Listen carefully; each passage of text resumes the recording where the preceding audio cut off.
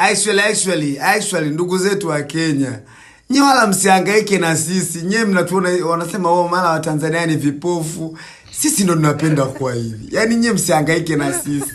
Sisi ndo tushazoea nchi yetu imekaa hivi hivi, tunapenda hivi hivi, yani hivi hivi tunapenda ikae hivi hivi.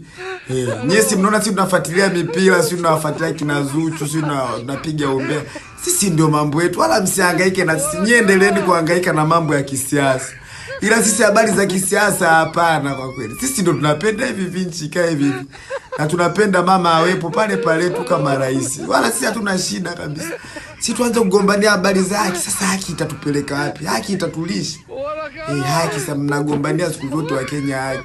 Sasa haki itatulisha. Yani bwana sisi ndo tunapenda nchi yetu ikae hivi. Ya tusikia habari za nani za umbea ndo vitu vyetu umbea mipira hata kujichosha. Yani mimi nijichoshe na habari sui za wanajeshi na serikali za nini sasa? Mimi haki za nini sasa? Acha tu sisi tupate uhuru basi. Diamond amemwacha Zuchu Kinganga basi.